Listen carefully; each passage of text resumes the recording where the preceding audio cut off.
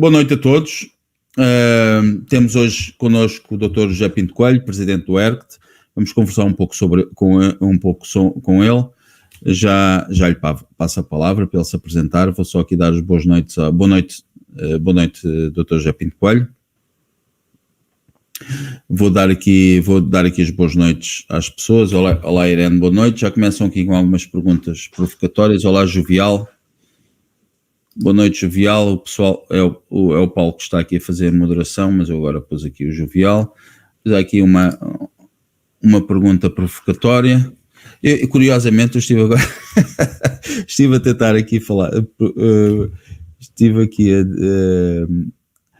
a falar sobre este comentário do Dr. José Pinto Coelho e ele perguntou, mas quem é que é essa pessoa?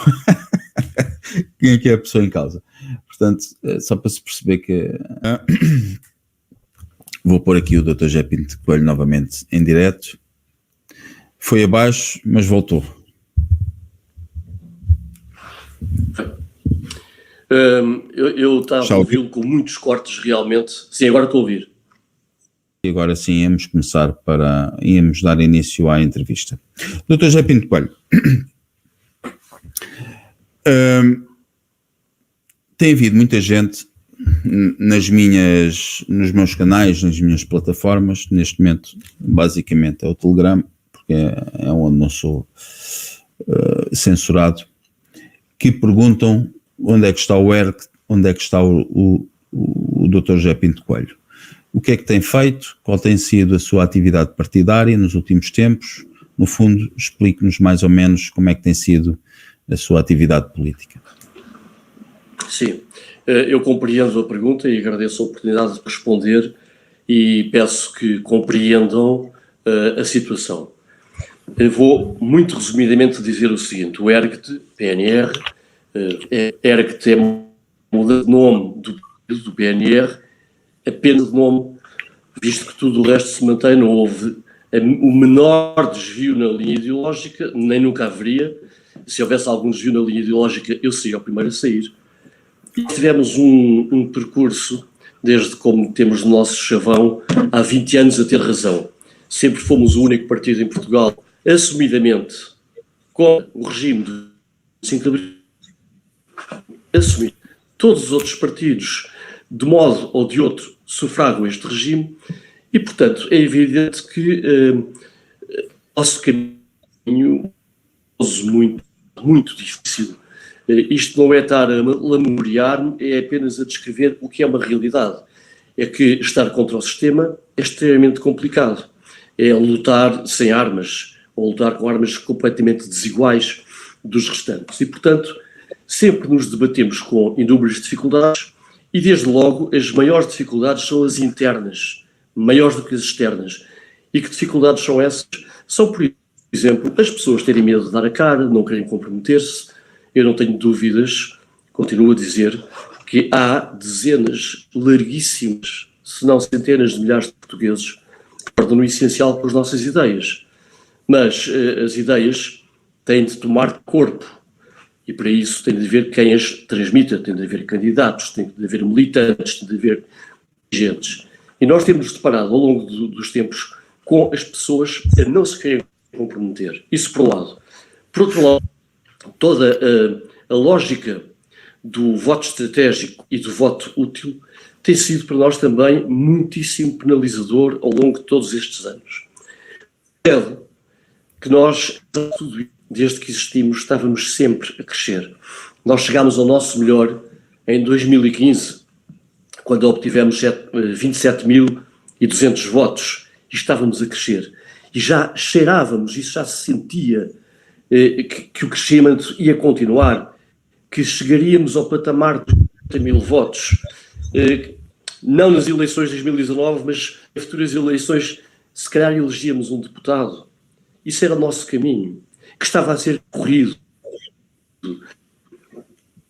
Pegar horizontes que ninguém tinha coragem de rasgar, falar de temas que ninguém tinha coragem de falar em Portugal, nomeadamente a questão da imigração, a questão do lobby gay e por aí fora. Só nós é que fazíamos isso. A questão da segurança, dos policiais. Ora, nós estávamos a crescer. Sucede que houve algo que nos, se não matou, pelo menos fez-nos tropeçar valentemente no nosso crescimento, que foi o aparecimento de um partido que iludiu várias pessoas, um partido que apareceu cheio de meios, com muita visibilidade, levado ao colo pela comunicação social, chega, obviamente, e isso fez-nos perder muito eleitorado, não só o eleitorado, aquele que viria, que já se percebia que viria, como o eleitorado que já o tínhamos. Muita gente se deixou iludir, as pessoas sentem-se atraídas pela quantidade e pela visibilidade e muitas são aquelas pessoas que estão dispostas a combater mesmo sem ver nada, sem ter visibilidade. Isso para nós foi dramático. E então em 2019 caímos de 27 mil para 17 mil votos. Bom, o Chega estava no auge, crescendo, e levámos uma... Se nós em 2019, em linguagem de boxe, fomos às cordas, em 2022 fomos ao chão, mil votos, 5.500 resistentes que continuam a acreditar na ideologia e não se deixam levar por voto estratégico ou voto útil ou por alguém que diz uns bitites que as pessoas gostam de ouvir, etc. O que acontece é que o partido sofreu, eu não vou escamotear isto porque isto é verdade e é bom que as pessoas compreendam, o partido sofreu uma debandada muito grande, a nível de cotas, inclusivamente de dirigentes, e somos poucos os que restam. Ora, se nós antigamente combatíamos com muito poucos meios, pelo menos tínhamos um dinamismo da convicção e de umas centenas de pessoas que estavam dispostas a lutar, a dar a cara, a fazer isto avançar. Quando esse número fica muito reduzido, as pessoas têm de compreender que, por muito que queremos fazer, é impossível. Quer dizer, nós fazíamos 10 de junhos, antigamente, extraordinários. Como é que analisa? Como é que analisa essa entrada do Chega num momento crucial do partido, no momento em que o partido estava a iniciar uma trajetória ascendente? Já me está a ouvir ou não? Já estou a ouvir novamente. As pessoas estão a sugerir, embora eu acho que isso não seja muito adequado para uma entrevista, estão a sugerir que desliga a câmara. Mas é uma pena que isto esteja a cair, então deixe-me só concluir a situação. As pessoas têm de compreender que sem meios, sem visibilidade, porque nós tínhamos pouca visibilidade, então agora perdemos-la quase por completo. Essa visibilidade só depende única e exclusivamente de nós. Mas se fazemos ações, aparecem 3 ou 4 pessoas. Eu não tenho vergonha de dizer isto, porque esta é a realidade e as pessoas têm de perceber que, se calhar, que todos os anos, basta consultar o site do Tribunal Constitucional, todos os anos, quase todos os partidos recebem coimas sobre as suas contas anuais. Porque pode ser desde o maior partido do PS até o mais nítido, não importa. É porque a lei é feita para ser impossível de cumprir. Então, em quase todas as contas anuais, em quase todas as contas de campanha, os partidos, quase todos, sofrem coimas, e são coimas avultadas. E o PNR era uma exceção. Nós temos sofrido muitas coimas. E as coimas para o partido resultam no seguinte: muitos temos nossas contas congeladas. E, portanto, mais ainda a crescer, como é que o partido pode desenvolver atividade se a toda a hora nos vão à conta, que já é de si exígua, se nos vão lá congelar o pouco que temos. E pior ainda, é que, além do partido, os dirigentes também levam coimas. E esses aí pagam o mesmo, porque são penhorados. Vários de nós, eu inclusive, já tive um carro penhorado, tive de pagar 3.200 euros para levantar sem ter roubado ninguém. Isto é profundamente injusto e é bom que as pessoas percebam. O nosso secretário-geral teve agora uma coima brutal. Quer dizer, e o que nos estão a exigir é que, sem meios, sem massa humana, continuemos com a mesma atividade. É praticamente impossível. Eu não quero dizer, até porque nós temos toda a razão. Nós somos os únicos nacionalistas e eu acredito e marés. Se hoje a sorte não nos sorri, amanhã sorrirá com certeza. O que importa é manter-nos aqui. E isto é um bocado a explicação de porque é que não nos têm ouvido. Quanto à sua questão, qual é a minha análise, porque é que surgiu o Chega, eu não vou dizer, vamos lá ver, isto não passa de especulações. Eu não vou dizer que era para acabar connosco, não vou dizer isso, porque isso é estar a pôr em bicos os pés. Se bem que, e é preciso que se diga isto, quando André Ventura foi eleito em 2019, logo numa das primeiras entrevistas que deu, ele disse isto: fui eu que travei a chegada da extrema-direita à Assembleia da República. Isto não foi por mim, foi dito por ele. Portanto, pode fazer a leitura que quiser. Agora, eu também acho que, não sei porque é que surgiu, mas eu diria que neste momento o Chega precisa do PS, o PS precisa do Chega. Vivem muito bem um com o outro.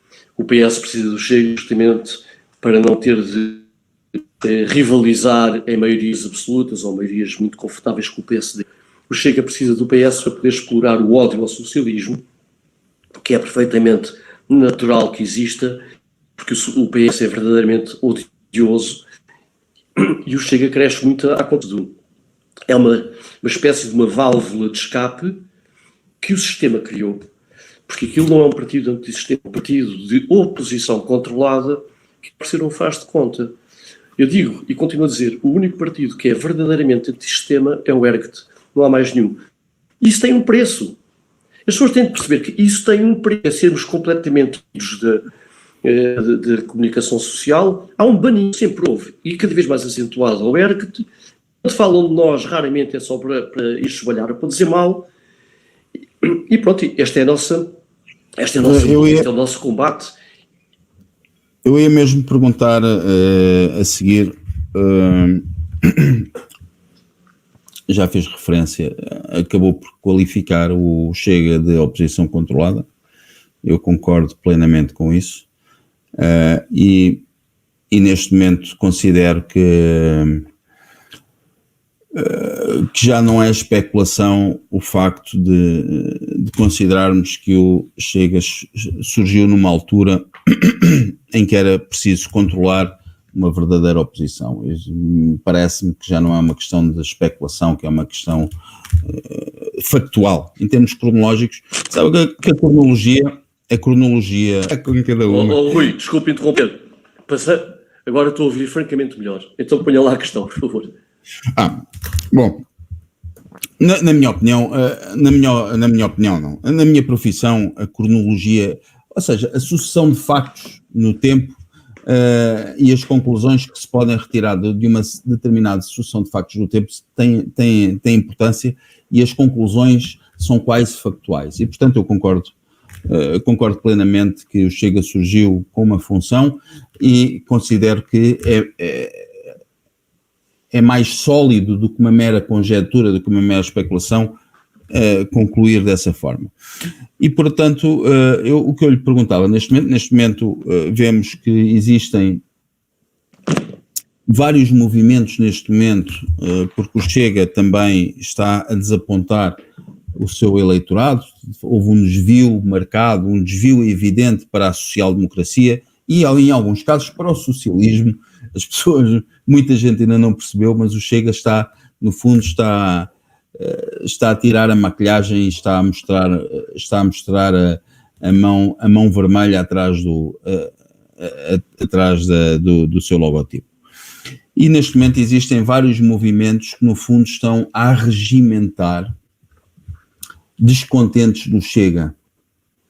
Tal como o Chega chegou naquela altura para arregimentar descontentes do CDS, PSD, e para abafar um determinado partido, na minha opinião foi o ERC, neste momento também há movimentos, nem estou a dizer que sejam partidos, não há partidos novos, mas há movimentos como Nova Direita e outros movimentos que andam por aí a regimentar, quer pessoas da esquerda, quer pessoas da direita, e que vão fazer exatamente a mesma coisa, vão juntar essas pessoas sob um discurso aparentemente mais puro, na perspectiva deles, e com o tempo vão enviá-las qual ovelhas tresmalhadas para para de onde vieram. Como é que considera o panorama político de Portugal atualmente nessa perspectiva, sob essa ótica? Bem, voltando só um bocadinho nada atrás, eu não descarto totalmente a hipótese que o Chega tenha surgido também para desabafar. Acredito que sim. Acho que não foi a principal razão. Isso era estar-nos a pôr em bicos, espero, como há pouco eu disse. Mas o que é facto é que abafou, porque desviou o nosso lado completamente para uma ilusão. As pessoas vão atrás da ilusão. E por muitas incoerências que aquele partido tenha, e que sempre tem tido, mas incoerências absolutamente gritantes, as pessoas gostam de se convencer, as pessoas gostam de se enganar a si próprias, não é? E, portanto, é um partido que, de facto, é uma válvula de escape que vive de descontentes. Eu, sinceramente, não me atrai muito a ideia de captar descontentes, porque os descontentes hoje são de uma coisa, amanhã são de outra, amanhã são nossos. Nós também, ao longo da nossa história, de 2 décadas, embora sempre fôssemos um partido pequeno, mas dentro dos pequenos éramos um partido grande dentro dos pequenos, digamos assim, nós também tínhamos alguns descontentes, mas esses descontentes vão e vêm. A mim o que me interessa são aqueles que são combatentes. E esses são poucos. Mas podem ser mais. E como é que podem ser mais? É se as pessoas nos conhecessem. Porque eu continuo absolutamente convicto de que a maioria dos portugueses não nos conhece. É que não haja ilusões sobre isso. Basta ir à rua, em campanhas eleitorais, a maior parte das pessoas nem quer saber. Quando metade de um país não vota, não apoia perto das eleições, é porque está farta esta fantochada toda. E porquê é que neste momento surgem vários movimentos, descontentes, etc.? Porque no fundo ninguém está contente. Isto é uma república das bananas. É um regime que se diz das liberdades, etc. e tal. Mas na verdade, isto é uma palhaçada. Nunca ninguém está contente. E depois acabam por votar sempre por conveniência. Como é que um povo dá maioria absoluta a um partido como o Partido Socialista? No fundo, eu disse isto no 10 de junho, nós não andamos aqui a querer agradar às pessoas e a querer comprar votos, a dizer aquilo que as pessoas querem ouvir. Eu prefiro agitar consciências. E, lamentavelmente, eu amo Portugal, a minha história, e aquilo que os portugueses fizeram e que farão. Mas, lamentavelmente, hoje, a maioria dos portugueses, infelizmente, é uma miséria, que não vale nada. São os comodistas, interesseiros. Por isso é que o país está como está. E há bocadinho li aqui uma pergunta de quais é que são as diferenças entre o Chega e o Ergt. Eu diria ao contrário. Nós já cá estamos há muito mais tempo, era preciso perguntar a eles. Mas eu digo assim logo de caras 2 ou 3. Imensas, mas pronto, posso falar da questão económica, que são liberais, nós não somos. São europeístas, nós não somos. Quando dizem assim os bitaites que são dentro da nossa área, que se apoderaram, ficam só pela metade.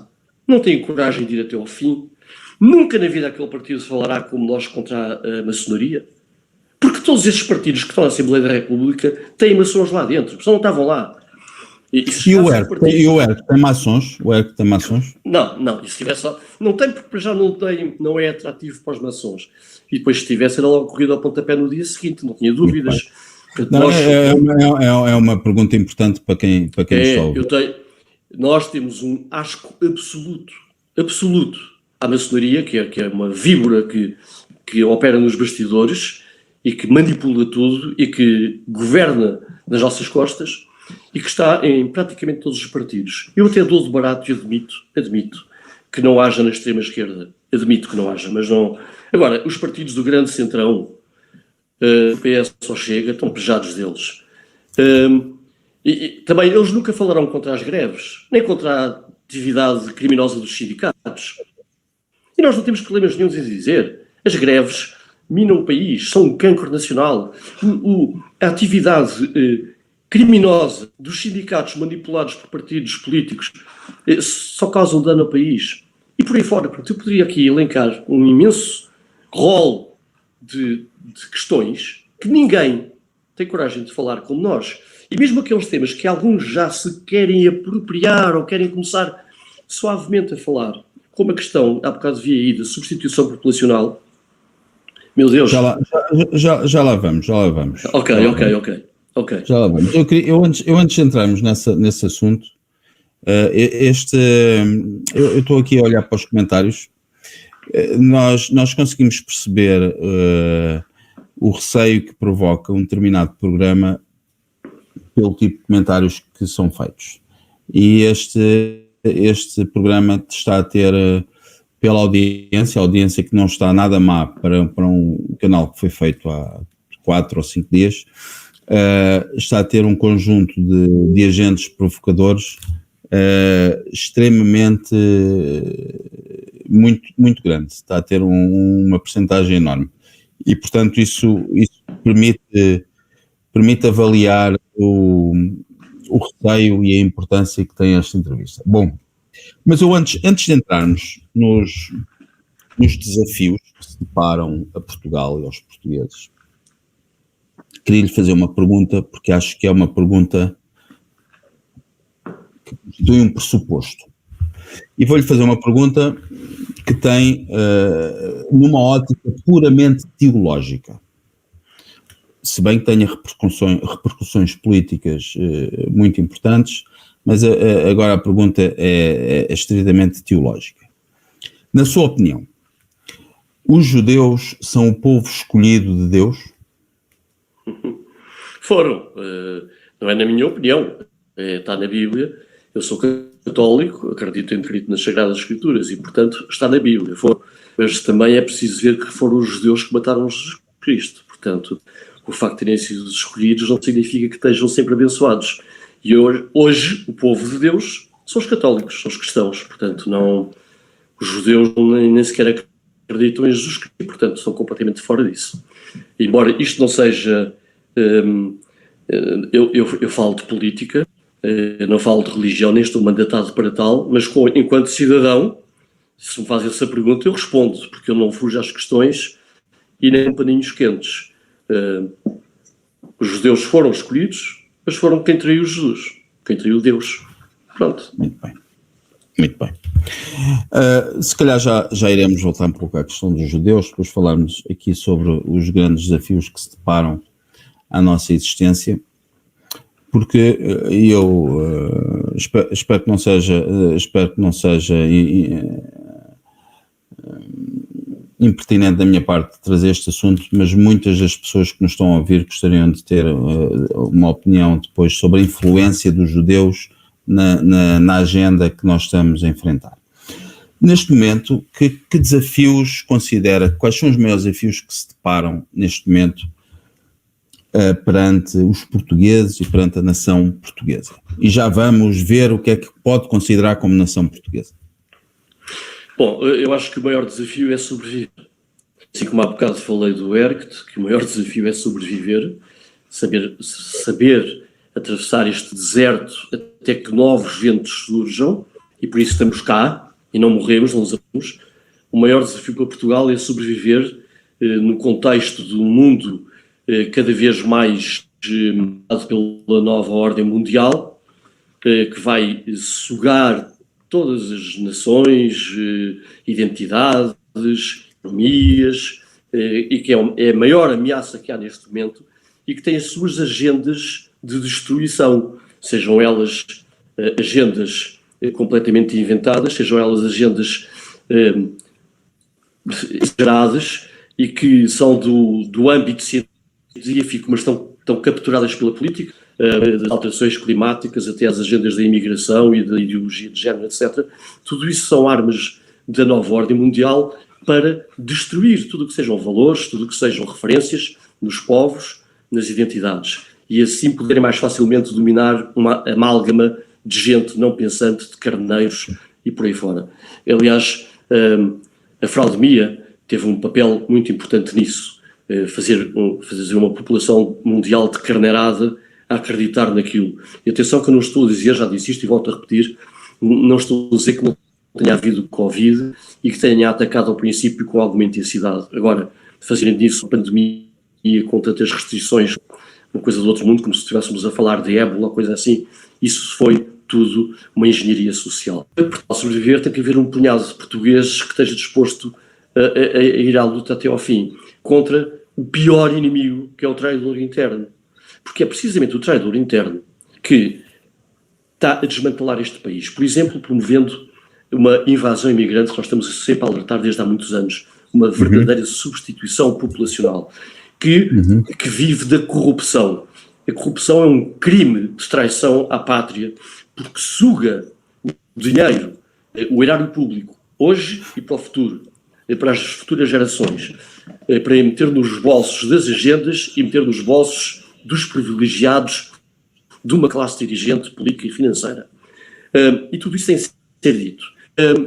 E, portanto, temos umas Forças Armadas que são uma vergonha. Uma vergonha. Se tivéssemos inimigos neste momento interessados em entrar em Portugal, era melhor não saber o que são as nossas Forças Armadas, porque Portugal não tinha capacidade para resistir nem meia hora a qualquer médio pequeno inimigo. Portanto, quando um país não tem Forças Armadas, não tem soberania, tem uma economia cada vez mais dependente dos outros, está a ser como deixa a sua massa cinzenta toda, os jovens, fugir para outros países porque a pátria lhes generam para dar aos que vêm de fora, que nos vêm invadir.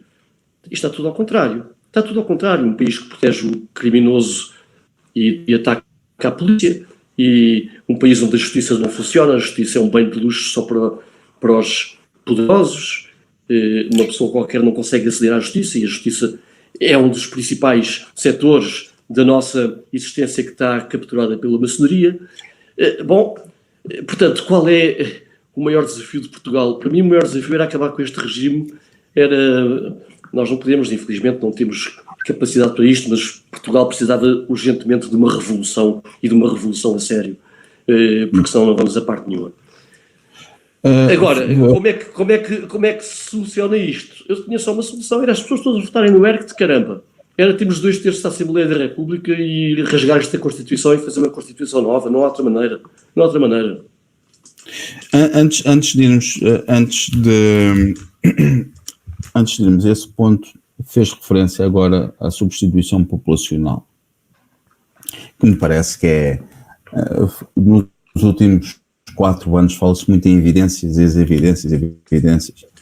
evidências que é o que o regime decide que são evidências, mas há uma evidência que é aquela que é a realidade, nós vemos todos os dias e que vamos à rua e constatamos, e realmente não há qualquer possibilidade de negar que estamos a ser substituídos. Na minha opinião, estamos a ser substituídos deliberadamente, estamos a ser substituídos através de uma política de substituição.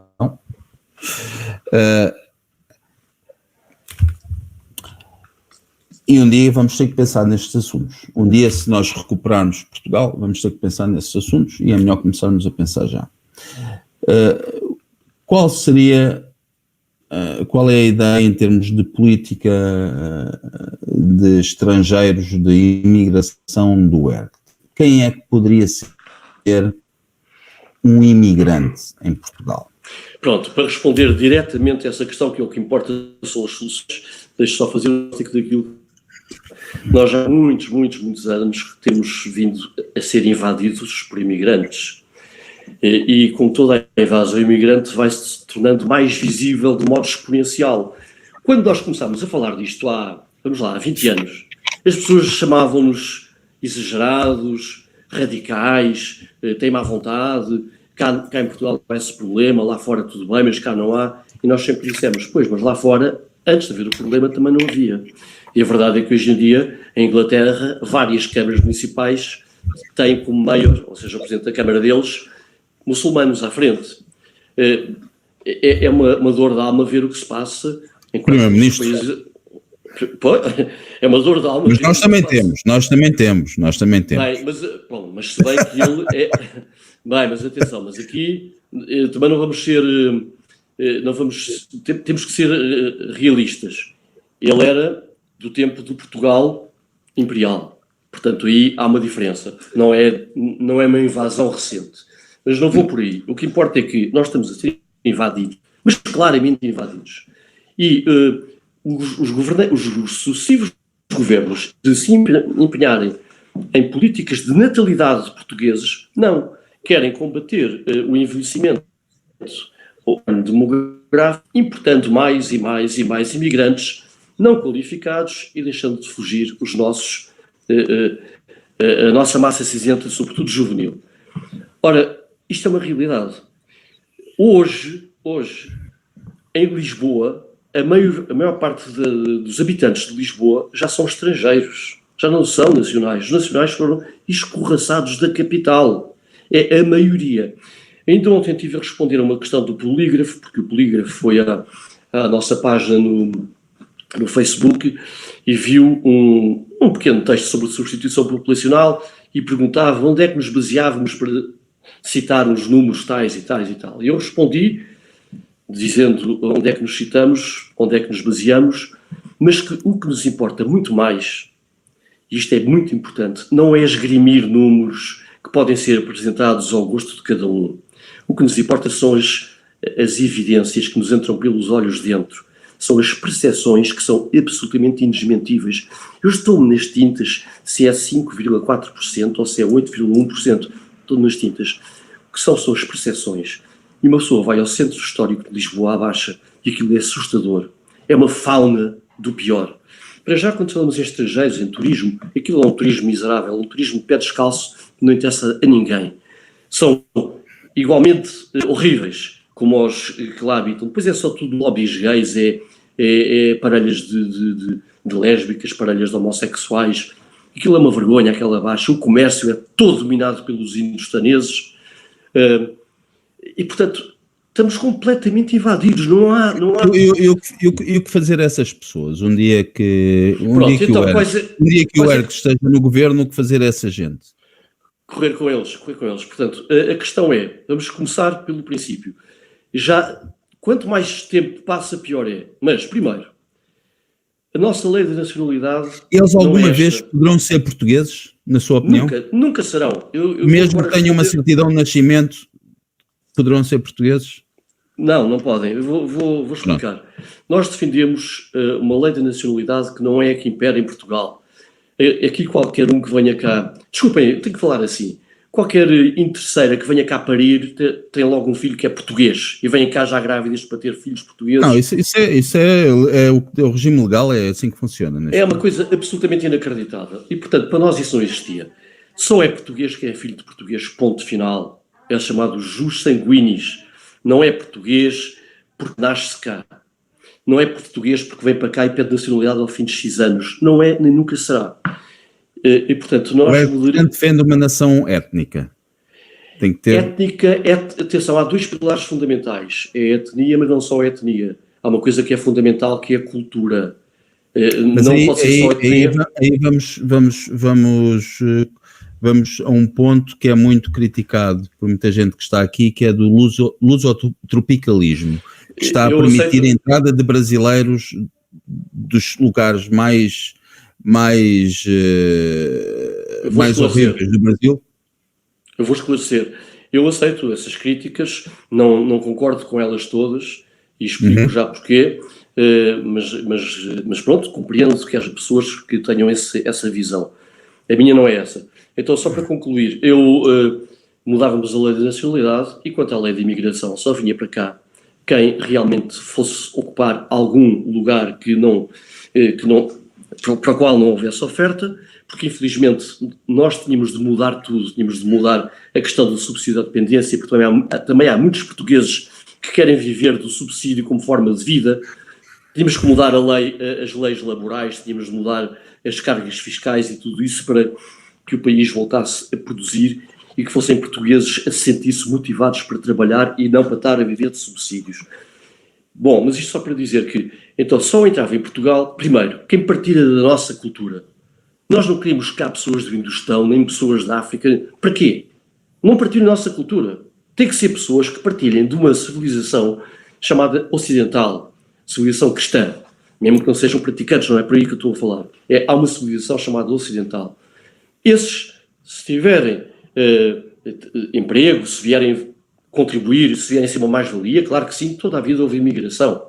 Agora, recebermos, veja bem, isto da porcaria dos TVDEs e motinhas de distribuição de comida, tem sido o maior importador de indostaneses, que é uma coisa absolutamente assustadora. É só gente de turbante em toda a parte. Eu só pergunto, o que é que eles têm a ver connosco? O que é que estão cá a fazer? Nós não temos que receber isto. Isto não é ser, não venham cá os básicos dizer que isto é racismo, xenofobia, não. É defender aquilo que é nosso. Não faz nenhum sentido virem para cá pessoas que nada têm a ver connosco e que são hostis, sobretudo se forem muçulmanos. Considera que essas pessoas daqui a alguns anos poderão mesmo, em termos de, como grupo, ser fisicamente hostis em relação aos portugueses? Não tenho dúvidas, ouça. Toda a gente sabe que em França, Bélgica, Inglaterra e por aí fora existem bairros Sharia, bairros de não direito, bairros onde as pessoas não entram. A Europa está a ser ocupada, a Europa está-se a suicidar e, insisto, por culpa do pior inimigo que é o de dentro, que é o traidor. Esta gente tinha de ser julgada e condenada, todos estes políticos. E repare uma coisa, eu estava-me a perder. Em relação ao lusotropicalismo, há que distinguir o seguinte. Eu sou inequivocamente, eu sublinho, inequivocamente contra a imigração recente de pessoas que nada têm a ver connosco. Contudo, nós não podemos apagar a história. Portugal, goste-se ou não, agora estou a falar independentemente de juízos de valor, Portugal, até 74, ia desde os Açores até Timor. Goste-se ou não, era a realidade. E, portanto, quem nasceu em solo português, luz do direito internacional, era português, lamento. E por isso é que eu não falei em etnia. Eu falo em etnia, naturalmente, mas sobretudo em cultura. Nós temos currículo militante. Mas isso é uma realidade que terminou com uma lei da nacionalidade de 75 ou de 76 que deu a possibilidade de um conjunto de pessoas que ainda tinham nascido sob a soberania portuguesa adquirir a nacionalidade portuguesa, porque efetivamente era esse o objetivo. Mas a partir daí começou a permitir-se aos PALOP, e neste momento os PALOP têm uma porta aberta para... E isso realmente cria uma distorção das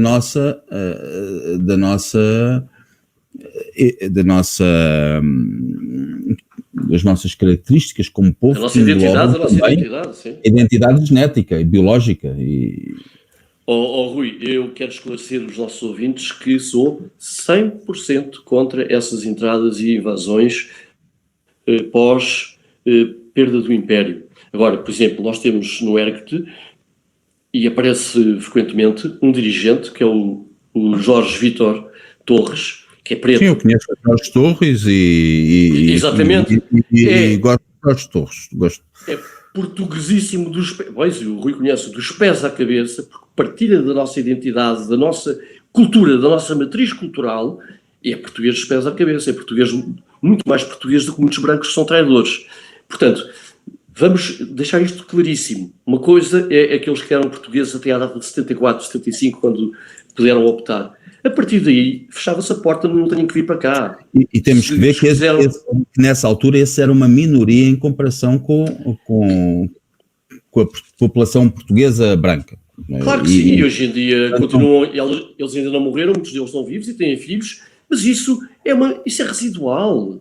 Isso é residual. Exatamente. Agora, aquilo que nos está a invadir são depois aquilo que nós vemos nas praias de Carcavelos e de Tamariz, aqueles arrastões, E depois são pessoas que não nos respeitam, não partilham da nossa mesma educação. E depois, quando falamos em muçulmanos, pior ainda, não trajam como nós, não respeitam a mulher e por aí fora. Nós não temos que ter isto na nossa terra. Bom, ultimamente não é preciso falar de muçulmanos em relação a faltas de respeito em relação às mulheres, mas isso é outro assunto. Temos aí um... Também, mas neles é intrínseco, ao passo que nos nossos pode ser que há muita gente que não respeita mulheres ou não respeita gordos ou carecas, quer dizer, não é por aí. Mas, portanto, a situação é... Eu, desculpe, perdi-me.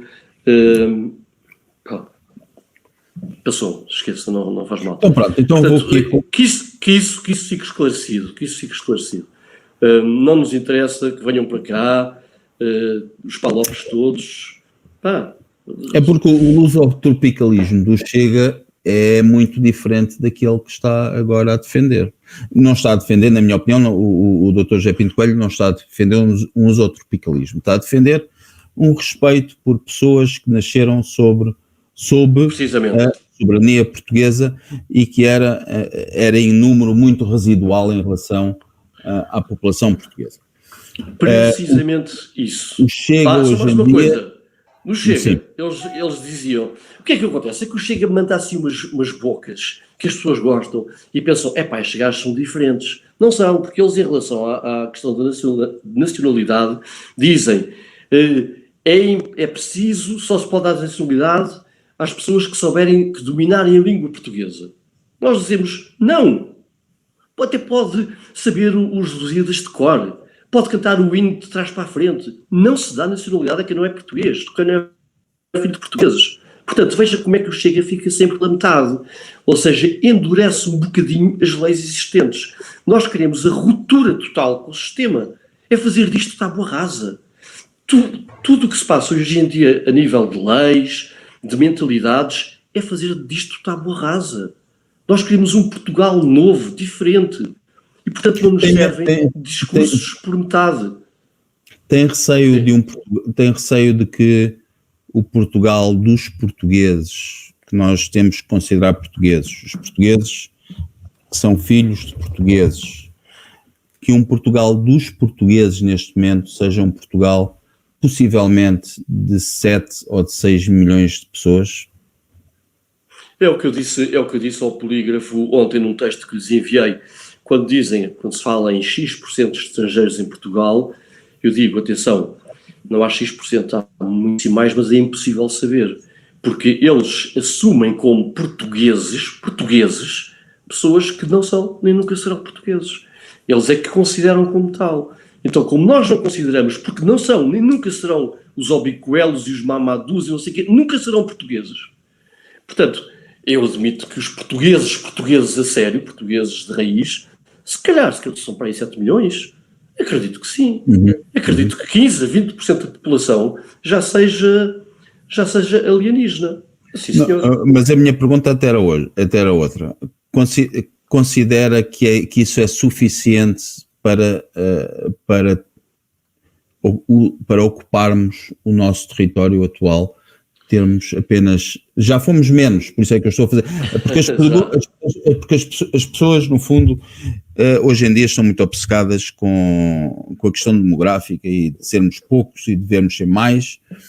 É óbvio que, se calhar, só conseguiremos renovar, só conseguiremos começar a revitalizar a nossa demografia daqui a algumas décadas. Não há dúvida, porque temos um problema também de natalidade, fertilidade, etc. Não vale a pena aqui estar muito a esmiuçar isso, mas se calhar só daqui a algumas décadas é que podemos começar novamente, e se com as políticas certas, porque com as políticas incorretas nós acabamos.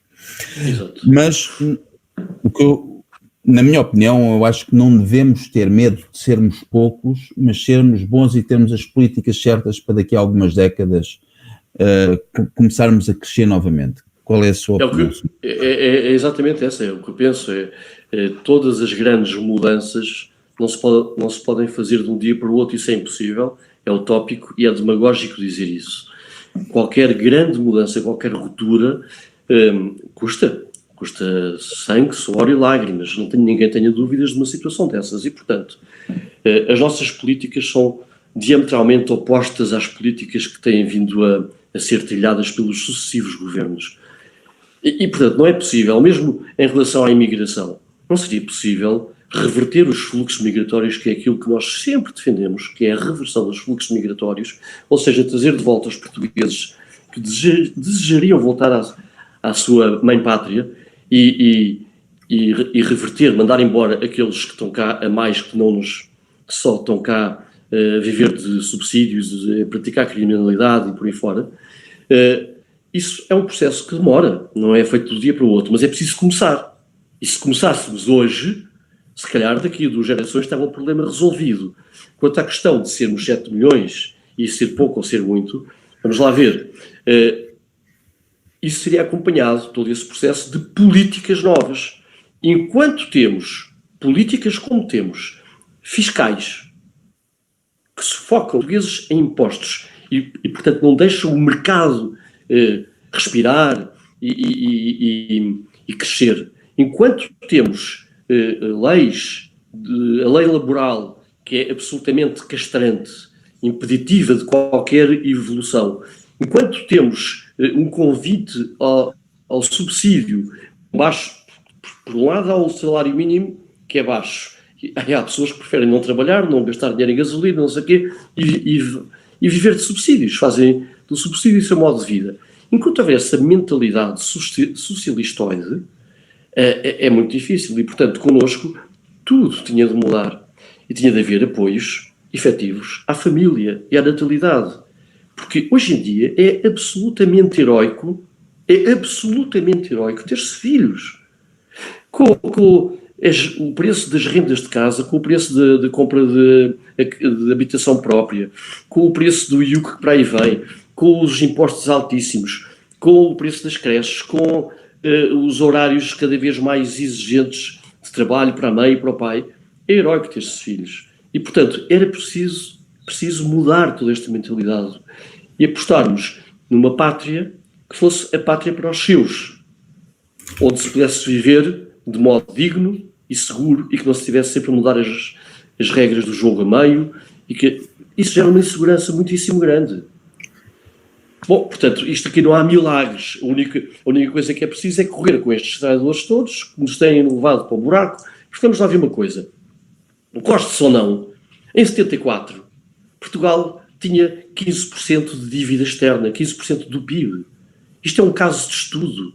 Nós tínhamos uma guerra, estávamos uma guerra em 3 cenários, em 3 palcos, com 200 mil homens mobilizados e não tínhamos subsídios de nenhuma União Europeia, vivíamos só com o nosso dinheiro e tínhamos 15% de dívida externa. Como é que explica isso? Eu tenho uma explicação para isso e se calhar vamos ter que voltar a um assunto um pouco mais que já abordámos, aflorámos.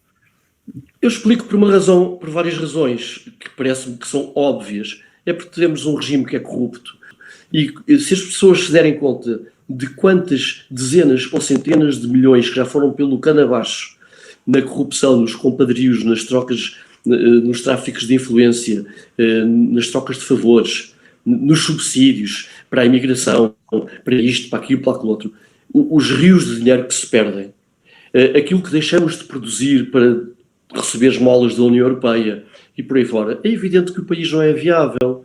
Vamos continuar a viver, mas cada vez mais dependentes dos nossos credores, cada vez menos independentes e menos soberanos. Eu já disse isto uma vez, Portugal hoje em dia parece uma espécie de uma carcaça que por fora as pessoas veem, sim, está tudo bem, não sei o quê, mas por dentro está tudo oco. Nós estamos falidos em tudo. A nível dos transportes, da saúde, da educação, está tudo falido. Como é que se consegue explicar que Portugal, no fundo, esteja dependente de cartéis mundiais, cartéis financeiros mundiais? No fundo é isso. Nós, neste momento, devemos dinheiro a cartéis. Quando emitimos a nota, são as moedas, no fundo, são os cartéis que permitem a emissão de moeda, também controlam os bancos centrais. É aquilo a que se pode chamar, e esta designação já vem da década de 30, de escravatura usurária. Portanto, nós vivemos uma escravatura usurária. Como é que isso explica que nós tenhamos entrado num ciclo vicioso de que não conseguimos sair neste momento? Nem sairemos, porque a continuar assim não sairemos, porque quando temos um regime que é nacional, que é nacionalista, e eu ainda sou contemporâneo, embora na minha meninice, na minha pré-adolescência, ainda sou contemporâneo de regimes que eram verdadeiramente nacionais. Um regime nacional preocupa-se com os seus, com o seu país, com a sua identidade, com a sua soberania. Quando passamos a ter um regime que é traidor, em que os dirigentes são apenas correias de transmissão de superpoderes internacionais, e aí entra muita maçonaria, e entre o grupo de Bilderberg, e entre todas as internacionais sionistas e por aí fora, já que há bocado me falou disso, todos eles trabalham para um patrão comum, que é a nova ordem mundial, e estão-se a marimbar para o seu país, desde que eles tenham as suas contas bancárias bem recheadas e que vão sendo promovidos até secretários-gerais das Nações Unidas. E eu quero dizer que as Nações Unidas são a maior máfia institucionalizada à face da Terra. Pronto, eles aí garantem as suas... E isso é que explica porque é que este regime está de pedra e cal. Porque estão assentes em megas estruturas do mundialismo. E essas megas estruturas do mundialismo, embora possam ter várias organizações, e a União Europeia é apenas um dos tentáculos, dependem todos dos grandes financeiros do mundo, que mandam mais do que qualquer país, e que são donos disto tudo através das suas empresas, que por sua vez dominam o setor da indústria, do setor dos combustíveis, ou da alimentação, ou das sementes, ou de várias coisas. E são sempre os mesmos. São meio dúzia de famílias que mandam nisto tudo. São os Soros, são os Rothschild, são os Rockefeller, são o Bill Gates. São todos os bandidos. Esses tipos são criminosos. Eles são criminosos. Todos. Vamos ver qual é o maior dominador comum entre essas pessoas e vamos ver que são... Vamos utilizar uma designação que pelo menos permita manter aqui o vídeo no ar durante algum tempo. Vamos dizer, digamos que eles são sionistas. Utilizemos essa designação, que é uma designação política, poderíamos utilizar outra mais étnica ou religiosa, mas utilizemos esta agora. Luís, só um momento. Eu quando falei consigo antes deste direto, disse-lhe uma coisa que volto a dizer agora aqui em público. Muitas das pessoas, eu diria a maior parte das pessoas, não compreende este tipo de discurso.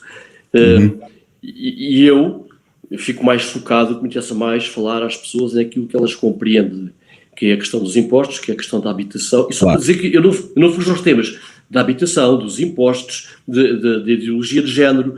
É o mais imediato para o cidadão. Pronto. Como é óbvio. Para quem quer aprofundar mais, tem que ver onde é que está a causa de tudo isto. Mas nós neste momento temos um público que é bastante interessado, diria até mesmo culto, versado nestes temas, e estão ansiosos por saber a opinião do Dr. José Pinto Coelho sobre eles.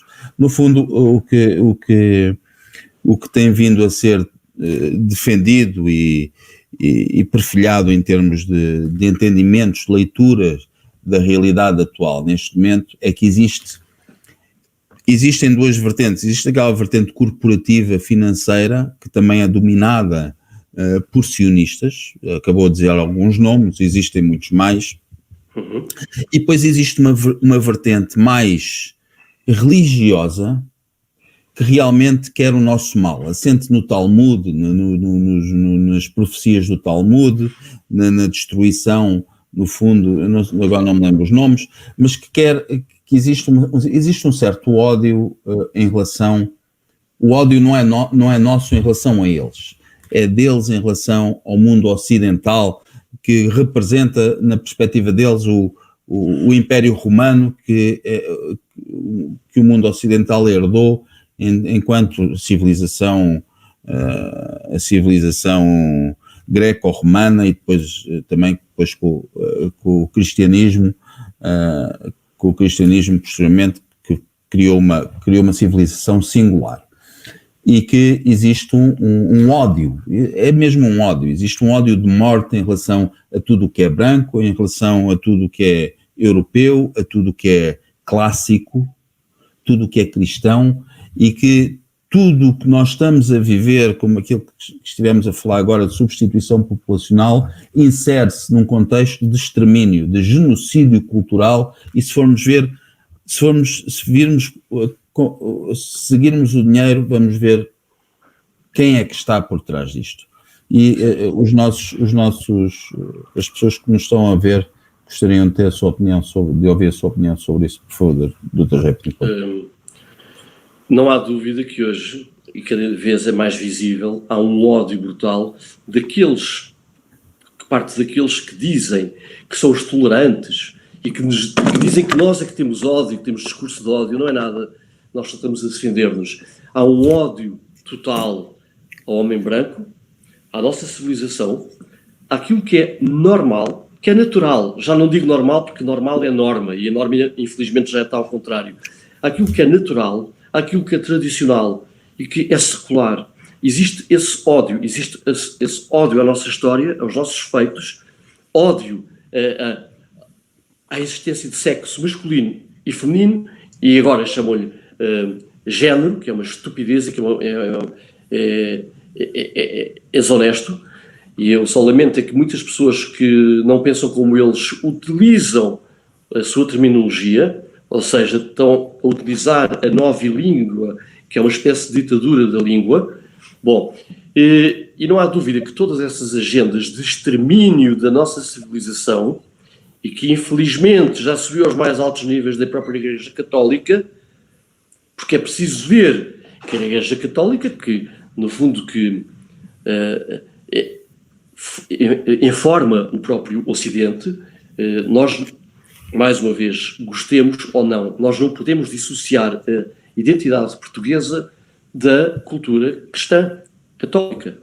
E hoje em dia, infelizmente, todo o marxismo ideológico, todas as maçonarias, toda essa patranha mundialista está infiltrada ao mais alto nível em tudo aquilo que quer destruir, seja nos governos das nações, seja na própria Igreja e por aí fora. Quem é que financia tudo isso? Bom, eu diria, continuo a dizer, são os Soros e são todos esses acionistas internacionais.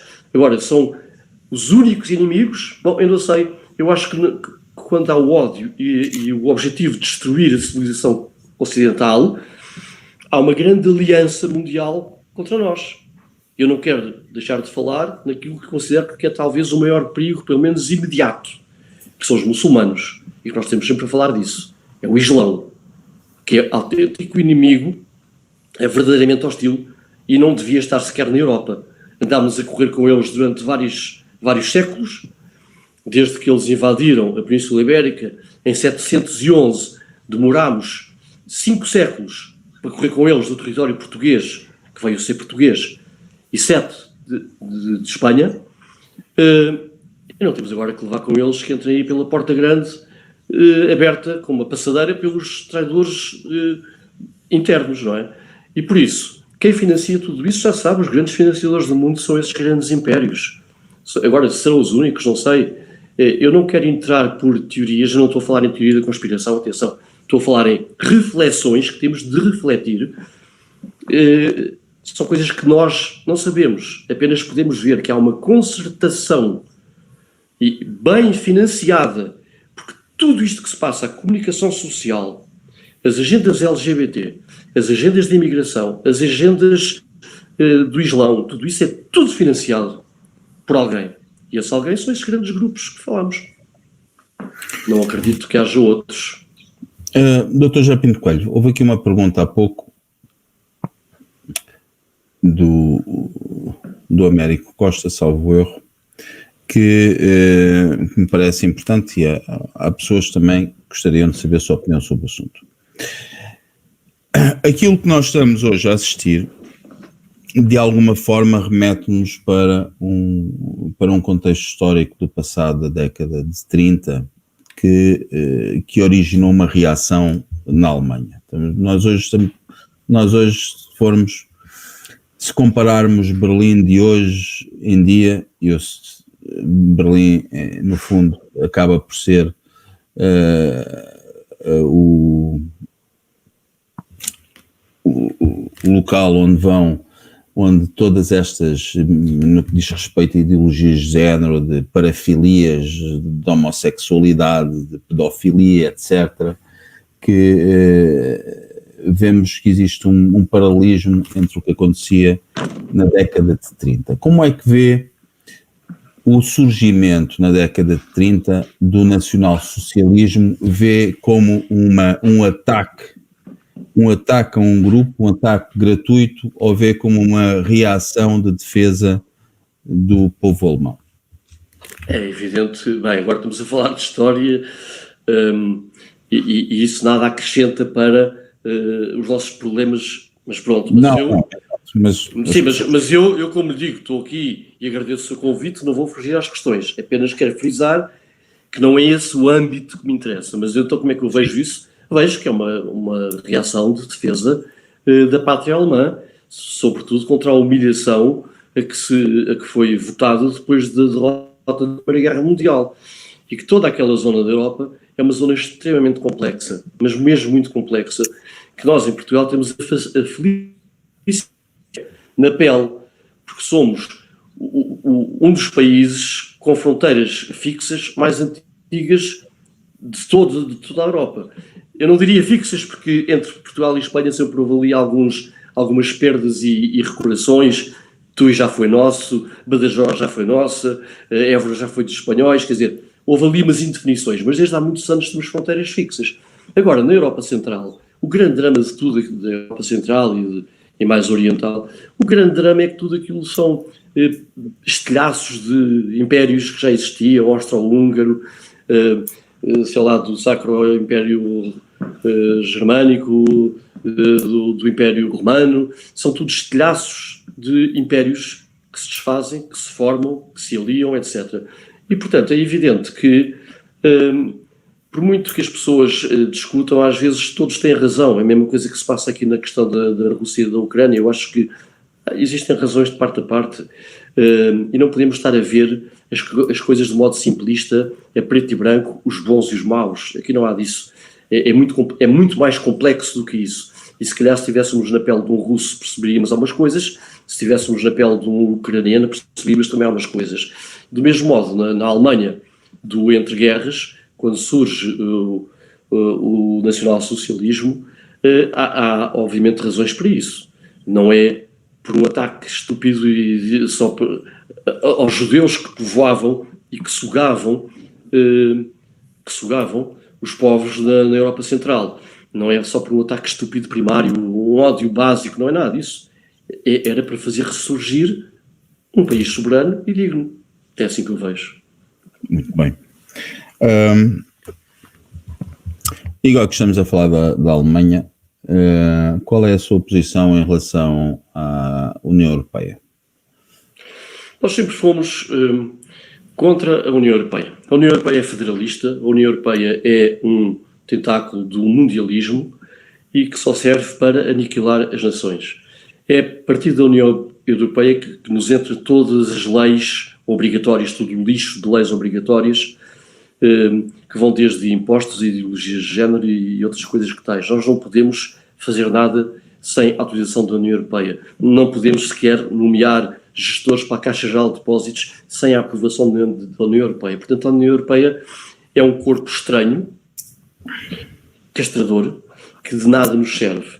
E depois é uma perfeita ficção, é uma utopia, porque a União Europeia nunca vai dar em nada, um dia há de implodir.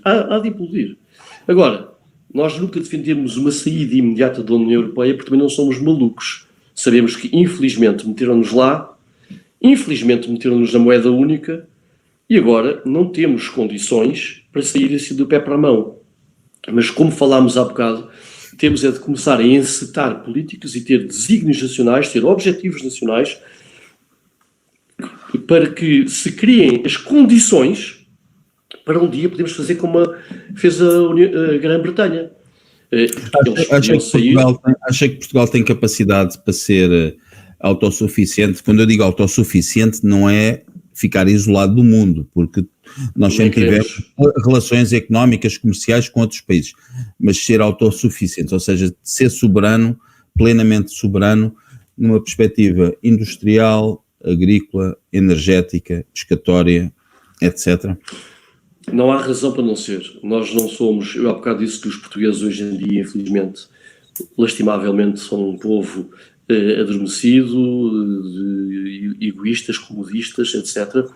Mas nós, no fundo, os portugueses temos muitas qualidades, muitas capacidades e de parvos não temos nada.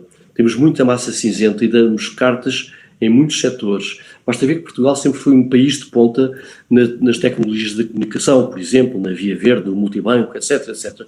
Portanto, desde massa cinzenta até criatividade, desenrasca e tudo, desde pescas, marinha mercante, nós podemos ter um monte de situações que podemos e devemos explorar, que já tivemos, diga-se, e, portanto, esse fantasma que adoram agitar, vocês querem o isolamento, nós não queremos o isolamento. Não é possível, nem é desejável nenhum país viver isolado, nem sequer isso seria razoável pensar. Nós nunca fomos isolados, nós nunca vivemos isolados. Nem naquele tempo em que adoram gozar do orgulhosamente sós, nós tínhamos imensos aliados. Tínhamos imensos aliados. As pessoas não percebem esse tipo de frases que um ser mais inteligente do que eles todos juntos disse. O que acontece é que o papel do Estado, do nosso ponto de vista, não é ser um Estado que anda a distribuir subsídios para comprar votos. O papel do Estado, é assim que nós vemos a coisa, tem de ser minimal, ou seja, essencial e intervir naquilo que lhe compete. O que é que lhe compete? É ser regulador do mercado, garantir a justiça social, e por isso nós não somos liberais. O nacionalista não pode ser liberal, não pode deixar que a economia ande ao sabor do mercado. O Estado tem de ser interventivo e o Estado tem de garantir a maior soberania possível no contexto das nações em cada circunstância. Esse é o papel do Estado, é garantir a maior soberania possível, ou seja, o mais vasto leque de opções, de acordos, de alianças, de convénios, do que quer que seja. E, portanto, não é um país viver isolado. É um país dizer assim, nós não queremos estar maniatados por uma União Europeia que nos traz mais dano do que benefício. É só isso. Tão simples como isso. Sair da União Europeia ou esperar que a União Europeia se comece a desintegrar? Voltamos à conversa de há bocado. Com estes governantes, nunca vamos sair da União Europeia. E, portanto, se fosse connosco, era começar a criar as condições para um dia poder sair. Ou melhor ainda, para estar o melhor preparados possível para quando a União Europeia se desintegrar, porque isso vai suceder. Não existe construção artificial que seja muito duradoura. Uma nação pode durar séculos e pode morrer, atenção. Uma nação pode morrer. Mas se não for agredido, automutilar nem suicidar, como está a acontecer infelizmente com as nações europeias, uma nação dura. É assim que é normal. Agora, uniões forçadas estão condenadas a morrer mais dia menos dia. E, portanto, a única solução para Portugal é claramente o nacionalismo, e é o ERCT. E deixa-me só voltar um bocadinho atrás. Eu sinto-me, sinceramente, muito triste, mesmo com um sentimento de mágoa profundo de abandono, porque acredite, Rui, que eu N vezes me deparo com pessoas que dizem, vocês têm umas ideias porreiras, tal, concordo convosco, mas desculpe lá, honestamente, eu voto no outro. Então, mas porquê? Porque eles têm mais hipóteses. E nunca passamos a cepa torta. De antes era com o CDS, agora é com o Chega. A última situação que eu tive foi num casamento, o empregado estava a servir, muito simpático, foi ter comigo, parabéns e tal, eu sigo-os, mas sou muito honesto, eu voto no Chega, portanto, por amor de Deus, diga assim, olha, o que é que era preferível? É ter votado em mim e pôr-me lá como deputado, ou Chega a ter mais 2 ou 3 deputados que ninguém conhece? Tem razão, estou a mudar de opinião. É que repara uma coisa, é que no dia em que o ERCT entrasse na Assembleia da República, eu tenho a certeza que depois disparava.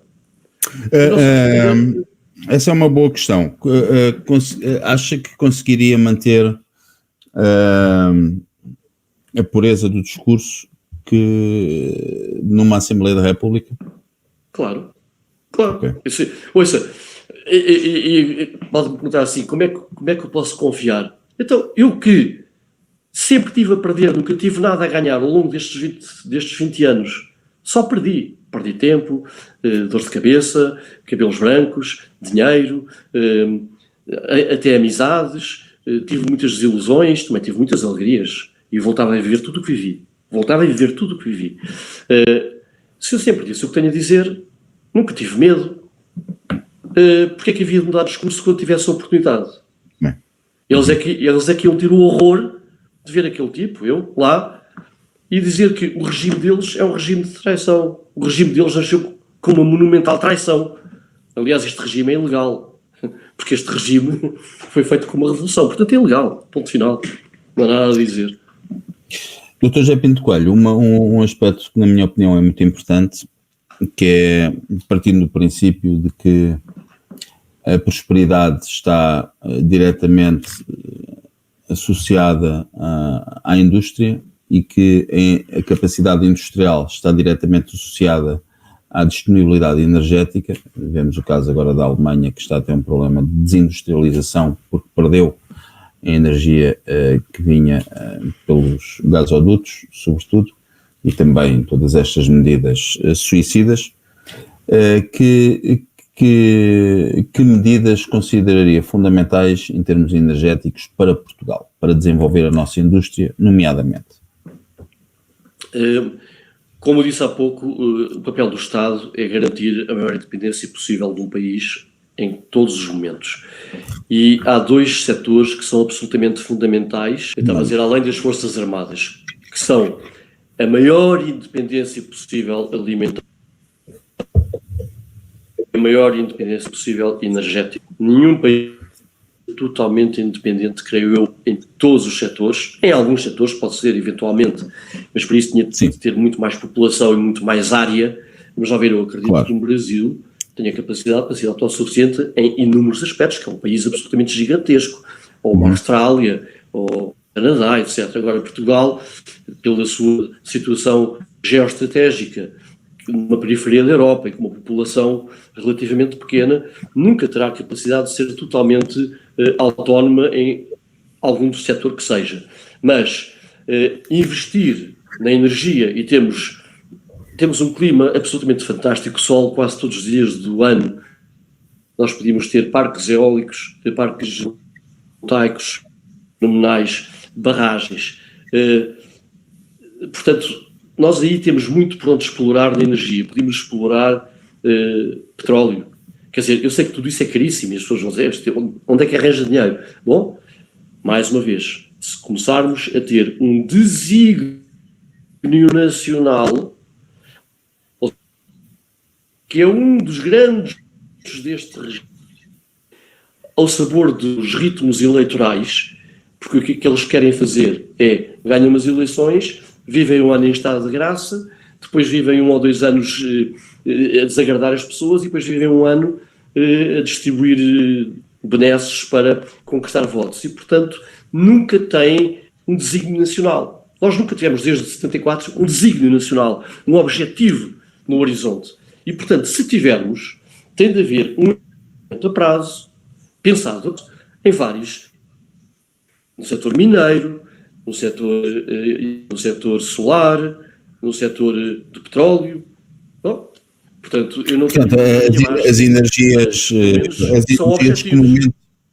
As energias comumente designadas como fósseis seriam energias válidas na perspectiva fontes energéticas válidas na perspectiva do ERG. Sim, claro que sim. Repare uma coisa, hoje em dia fazem-se dramas em torno de tudo e há certas agendas que estão profundamente contaminadas por ideologias políticas e por objetivos inconfessáveis políticos e económicos. E por isso as pessoas nunca saberão verdadeiramente o que se passa, por exemplo, as chamadas alterações climáticas, que eles começavam por dizer que era o aquecimento global, depois afinal viram que já não conseguiam prolongar alterações climáticas, como se isso não vale do nosso planeta. Agora, se o fator humano, e que neste momento nunca fomos tantas pessoas neste mundo como hoje,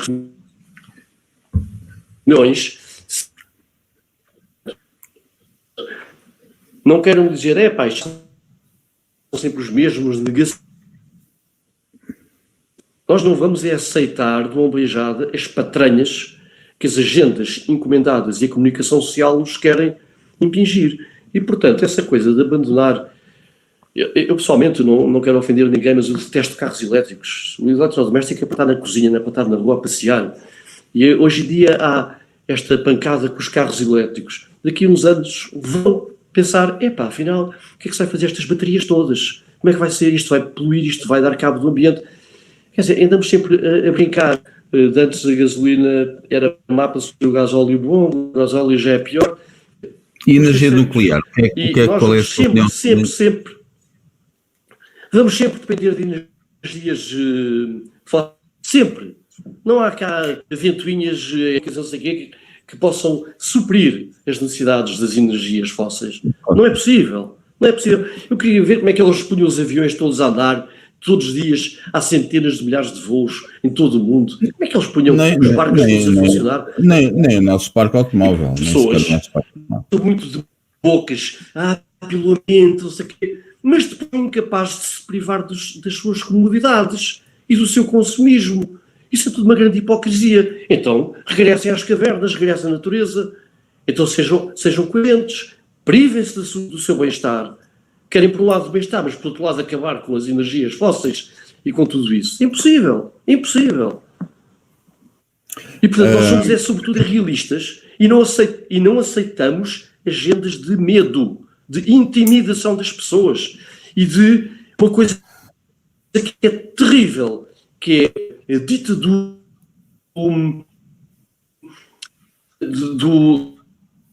da própria sociedade, que é correto. Tem um peso brutal, porque isso amedronta as pessoas. Não se pode dizer isto, não se pode dizer preto. És racista, diz preto. Eu digo preto, sempre disse. Não se pode dizer aquilo, não se pode dizer maricas, não se pode. Por amor de Deus, nós sempre fomos normais. Por que agora as pessoas estão cada vez mais castradas? Fala-se em liberdade e que antes não havia liberdade. Por amor de Deus, no meu tempo havia liberdade. E até contra mim, mesmo depois de 25 de abril, dos anos 80, de liberdade. Hoje em dia os jovens não são livres, sabem o que isso é? Não sabem, não podem dizer isto, não podem pensar aquilo. Por favor, isto é a tirania, é a ditadura de nova ordem mundial. Dr. José Pinto Coelho, estamos aqui já a aproximar-nos de 1h30, nós fizemos referência a 1 hora, mas também tivemos aqui uns problemazinhos técnicos, mas o tempo voou, ainda havia muito mais coisas para falar, mas se calhar íamos pode marcar outra entrevista, se quiser. Podemos, já sim.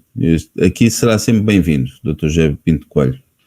E muito obrigado por ter aceito. Mas eu queria lhe perguntar, porque fez referência. Eu é que agradeço o seu convite, fiquei bastante satisfeito. E quando há bocado falou em movimentos, no fundo isto são movimentos, são pessoas que têm as mesmas preocupações, têm causas semelhantes, mesmo que não sejam iguais no seu essencial, são as mesmas preocupações, as mesmas causas, e temos de começar a dar voz a tudo isto e a dinamizar, porque senão não podemos contar com mais nada, a não ser nós mesmos. Dr. José Pinto Coelho, falámos aqui de muita coisa, também gostaria, se calhar, noutra oportunidade, acho que podemos e devemos falar um pouco sobre o papel do homem e da mulher na sociedade atual, como é que as coisas se desvirtuaram. Há homens agora que querem amamentar, mulheres que querem ir treinar MMA e ir para dentro de um ringue. Isso é um tema excelente que daria para uma entrevista. São assuntos muito complexos, porque há quem deposite todas as culpas nas mulheres, os homens sobretudo, as mulheres depositam todas as culpas nos homens, e o objetivo, no fundo, atinge-se, que é criar uma inimizade, colocar homens e mulheres como inimigos. Mas é um assunto que por si só dá para uma entrevista, dá para uma conversa. O que eu gostaria, não sei se o Dr. José Pinto Coelho me está a ouvir, porque eu acho que ele congelou. Voltou a cair. Pois é pena que aqui também, apesar de estar com cabo, tem chovido tanto que a rede não está muito boa. Mas, enfim, esta questão sobre o papel do homem e da mulher na sociedade, na nossa sociedade atual, por si só dá uma conversa de 1 hora ou mais, e acho que é um tema muito interessante para uma outra oportunidade. Eu iria finalizar recorrendo a algo que disse muito subtilmente no início. Eu não consigo citar neste momento, mas tive a ideia de que o Dr. José Pinto Coelho considera que muito possivelmente estamos a caminhar para uma situação de tal gravidade que haverá uma ruptura social com algum atrito, se não for pior. Considera que o sistema político-partidário ainda tem alguma capacidade para evitar uma trajetória que estamos a ter para uma situação mais grave de caos e de convulsão social? Eu não considero que tenha capacidade, porque nunca teve. Nunca teve capacidade, aliás, é um dos maiores culpados. Obviamente nós somos um partido porque são as regras do jogo, não há outra maneira de ter voz, de participar, de concorrer, mas realmente os partidos que são a máfia, são uma oligarquia que estão na Assembleia da República, estão instalados e, portanto, eles nunca foram a solução, eles sempre foram a causa de tudo isto, esse sistema político-partidário. Partidos comportam-se como autênticas agências de promoção e de emprego. Não são partidos que sirvam os interesses nacionais.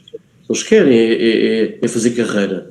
E vejo como, por exemplo, voltando a falar de Chega, não queria mais falar, mas o Chega só conseguiu captar para os seus quadros pessoas oriundas do PS e do PSD ou da Aliança.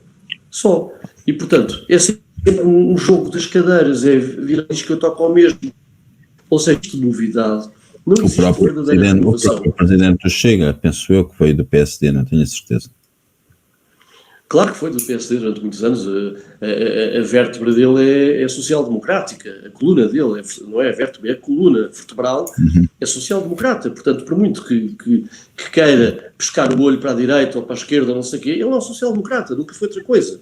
Mas pronto, o que me chateia nem é ele, é as pessoas que se deixam iludir. Mas pronto, ouça, cada um é livre de seguir o caminho que quiser, de votar em que quiser. Mas eu também sou livre de lamentar isso, ter muita pena de ser abandonado e o meu partido, porque que sempre fizeram totalmente a nossa área e que concordam mais connosco, mas votam noutros por uma questão estratégica ou de voto útil. Pronto, é o que temos e, portanto, o futuro a Deus pertence, mas nós podemos fazer qualquer coisa e devemos mexer-nos. Nós estamos cá, enquanto aguentarmos. Se um dia houver comes tão grandes que nos esmaguem por completo, olhem, não nos ajudaram, tivessem ajudado mais cedo. Enquanto eu aguentar, eu estou aqui. E o partido estará cá. E estaremos para novas lutas. Não nos podem exigir que estejamos sempre presentes como estivemos. Porque não temos meios, nem humanos, nem anímicos para tudo. Não conseguimos ir a tudo, é impossível. E, portanto, olha, estamos presentes, pelo menos. E os unicamente diferenciadores. Nós, todos os outros. Dr. José Pinto Coelho, muito obrigado. E agora penso que com segurança posso dizer até breve. Depois já lançámos aqui uns temas pelo menos para mais uma conversa. E agradeço-lhe imenso a sua disponibilidade. Penso que foi muito útil porque, efetivamente, pelo menos nas minhas plataformas, existe ali um potencial eleitorado do ERCT. Para os que votam, há muitos que já não votam. Eu também há muitos anos não voto, mas se votasse neste momento seria seguramente ERCT. E, portanto, foi muito útil. É óbvio que não converge em todos os pontos com as opiniões das pessoas, mas também tivemos aqui muitos provocadores, mas é seguramente o discurso mínimo e mais puro do panorama partidário em Portugal. Rui, só mornos e os iníquos, os inócuos, não iníquos, só os mornos e os inócuos é que não têm provocadores. Ninguém nos liga. É indiferente, digam o que quiserem. É Institucional, eu acho que até discursos soltar. longos. Quem é cutilante vai provocar Claro. amor e ódio. É simples como isto. Claro. Nem Jesus agradou a todos, diz o Jorge Torres. É verdade. Bom, Jorge Torres diz, nem Jesus agradou a todos. É verdade. E foi aparentemente derrotado.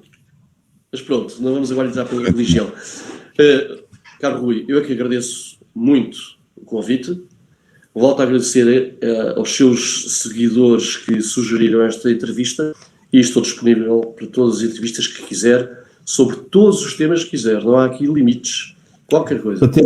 Para ter uma ideia, já agora a título de curiosidade, isto é um canal com 200 pessoas, foi criado agora há poucos dias, porque o outro foi cancelado, e temos neste momento 154 pessoas a ouvir-nos. Portanto, temos, em termos percentuais, é uma percentagem muito, muito significativa. E por isso, muito obrigado. A visibilidade que vai ter agora, fora a visibilidade que vai ter a posteriori, que vai ser bastante boa. Exatamente. Sobretudo muito obrigado. Por parte de